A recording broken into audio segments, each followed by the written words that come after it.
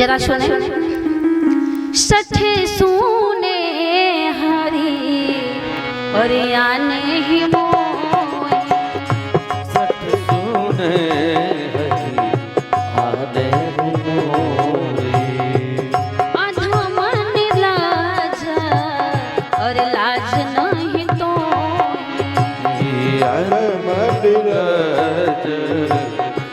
लाज नहीं तो।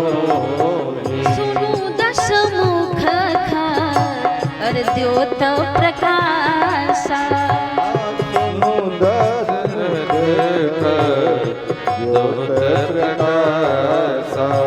कबहू की न लेने और करई विकासा, कबहू की करे नलिनी विकासा। कबहू की न लेने करई विकासा। कबहू की करे नलिनी विकासा। कहती है ये रावण, अच्छा ये बता कि कहीं संकिरवे के प्रकाश से भी कमलनी खिलती है? अरे कमलनी जब भी खिलती है तो सूर्य के प्रकाश से खिलती है, संकिरवे के प्रकाश से, जुगनू के प्रकाश से कमलनी नहीं खिलती है। भले ही तुम लाख प्रयास कर लो, भले ही कमलनी के एक एक पंखुड़ियों को तुम नोच डालो, तोड़ डालो, विनष्ट कर डालो, नष्ट कर डालो, लेकिन कमलनी जब भी खिलेगी तो सूर्य के प्रकाश से ही खिलेगी। तो यदि हमें कोई पा सकता है, हमें कोई चाह सकता है, तो सूर्य वंश में वो पैदा होने वाले मेरे राघव ही हैं। तू नहीं मुझे पा सकता है। दुष्ट, राक्षस, सठ, निर्लज्ज सब कुछ बनाती है महामाया महाशक्ति श्री कौन? जानकी जी। तलवार दिखाता है मुझे कि मास दिवस महु कहा अनुमाना, तो मैं मार विकारी कृपाना। हे रावण सुन, श्याम सरोज दाम श्याम सुंदर, श्याम सरोज दाम सुन सुंदर, प्रभु भोज करी कर समदस कंधर, प्रभु भोजन समदस कंधर। सोभुज कंठ की तवयासि घोरा, सोभुज कंठ की तवयासि घोरा। सुनु सठयस प्रवान पन मोरा, सुनु सठयस प्रवान पन मोरा। सुनु सठयस प्रवान पन मोरा। जानकी जी कहती हैं कि या तो तेरे तलवार ही मेरे गर्दन को छू सकते हैं, आलिंगन कर सकते हैं रावण, नहीं तो प्रभु की भुजा है।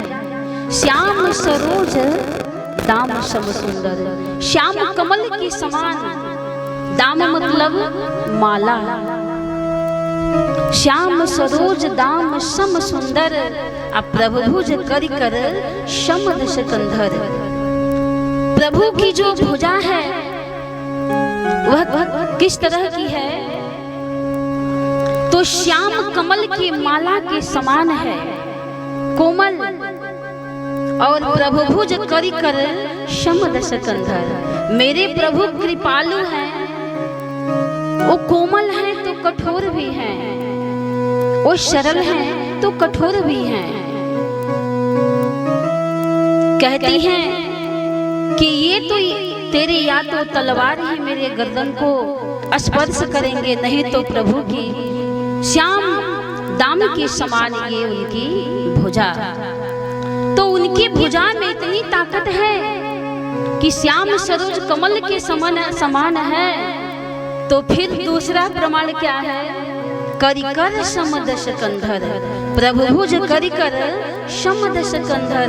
अरे हाथी की सूंड के समान भी मेरे प्रभु की भुजा है, जो तेरी भुजाओं को जड़ समेत उखाड़ करके फेंक सकते हैं मेरे राम। केवल कोमल ही उनकी भुजा नहीं है, श्याम दाम माला के समान नहीं, हाथी की सूंड के समान भी मेरे प्रभु की भुजा है, जो तेरे विश्व भुजाओं को जड़ से समाप्त कर सकते हैं।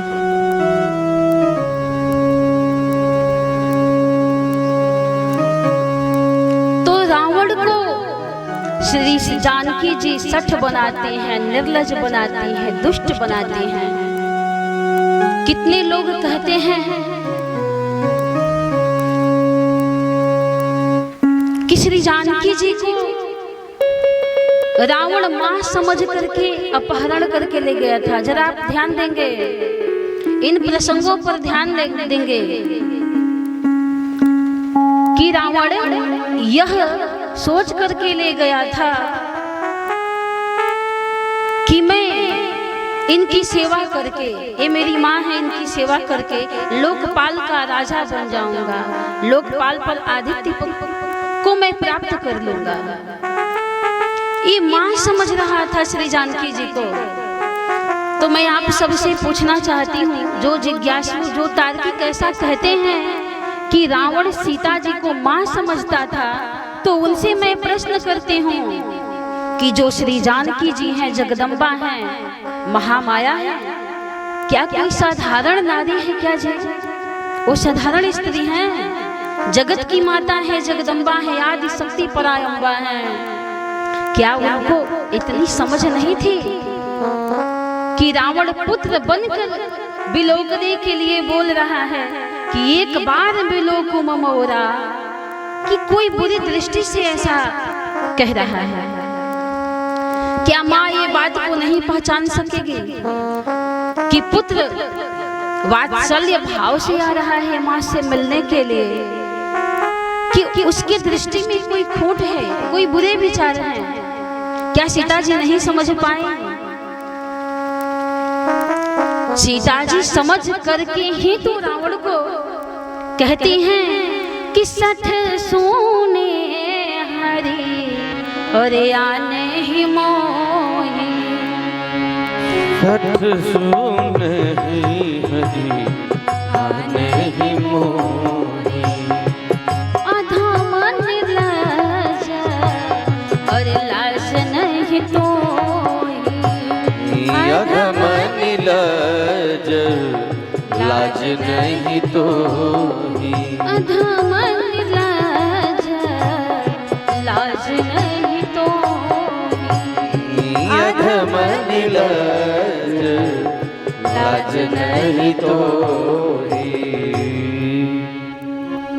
अधम निर्लज लाज नहीं तोही। दो अर्धाली को लोग पकड़ के रख लिए हैं, उसी से कहते हैं कि माँ समझ रहा था। दो अर्धाली को लोग पकड़ लिए हैं। वो कौन सी अर्धाली है? कि सुनाता बचन, क्या है? ये पंचवटी का वर्णन है। जब सीता जी दुष्ट राक्षस पापी बनाने लगती हैं तो रावण को क्रोध आता है।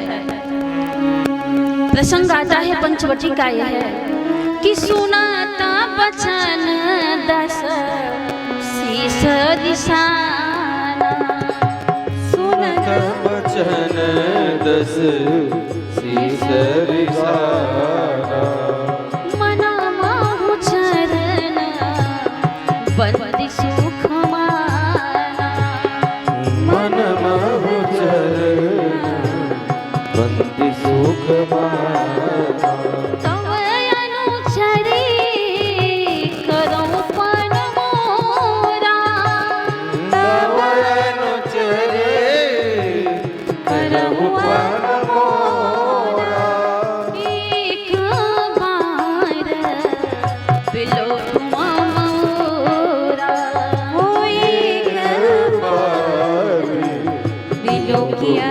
मोरा। इसी अर्धाली से लोग कहते हैं, इसलिए कहते हैं कि लोक हो ही बिलोकत तोरे, आ तुही से वही सब सिद्धि कर जोरे। लोकप हो ही बिलोकत तोरे। तो क्या अभी रावण लोकपाल पर अपना आधिपत्य नहीं जमा पाया था? उस पर अपना अधिकार नहीं पाया था? नहीं जी, रावण ऐसा था कि जिसके दरबार में सारे देवता लोग भी हाथ जोड़ करके खड़े थे। कैसे?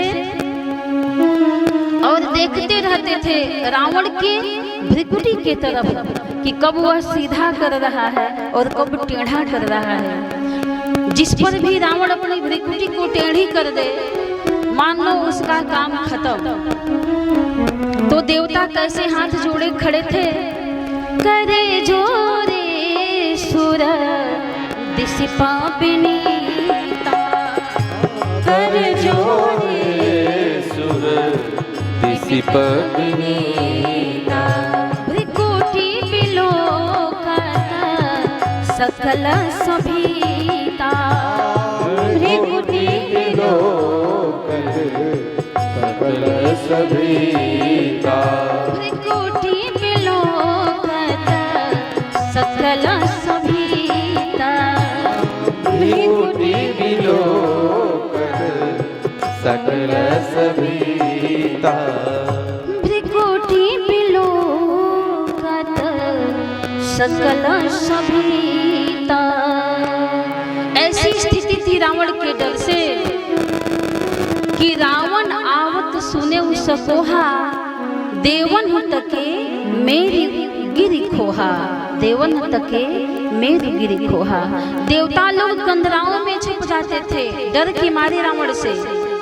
तो क्या अभी लोकपाल पर राज्य को नहीं अपने वह आधिपत्य को जमा पाया था? तो हम मानस के गहराइयों तक पहुंचे, प्रतीकात्मक पर विचार करें कि मानस की कथा है क्या। बस लोग एक दो अर्धाली को पकड़ लेते हैं और कहते हैं कि माँ समझ रहा था। आप सुनेंगे कथाओं में बड़े बड़े मंचों से, छोटे मंचों से जी नहीं, बड़े बड़े मंचों से ऐसी बातें सुनाई जा रही है। तो लोग क्या जानेंगे? यही जानेंगे, यही बताया जा रहा है कि माँ समझ रहा था। तब तो हम गोस्वामी जी की अर्धालियों को निकाल दें, उसको काट दें कि ये सीता जी गलत क्यों तो बोल रही हैं जी कि सठ सुने हरियाणा मोही। सीता जी को तो पुत्र मानना चाहिए था। लेकिन सज्जनों, जरा आप गहराई से विचार करेंगे इन प्रसंगों पर कि जो ही खरदूषण का वध होता है तो रावण क्या करता है कि नीति शास्त्र के द्वारा 4 प्रमाणों से उस घटनाक्रम को कसौटी पर कसता है। उस घटनाक्रम को कस करके देखता है, विचार करता है। लोग यही पकड़ लेते हैं कि रावण तो यह कह दिया था कि ये भगवान है, भगवान के सिवा खरदूषण का कोई वध कर ही नहीं सकता है। अर्धाली को लोग पकड़ के रख लिए हैं। कौन सी अर्धाली? खरे दूषण मोही और समबलवंता, हर दूसर समबलवंता, खरे दूषण मोही और समबलवंता, हर दूसर मोही समबलवंता, और तिन्हि कुमार बिनु भगवंता, तिन्हि कुमार बिनु भगवंता, तिन्हि कुमार बिनु भगवंता।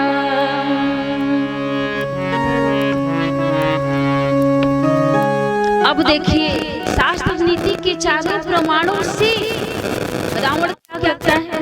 ये क्यों ऐसा हो रहा है जी? माइक ठीक कराइए पहले।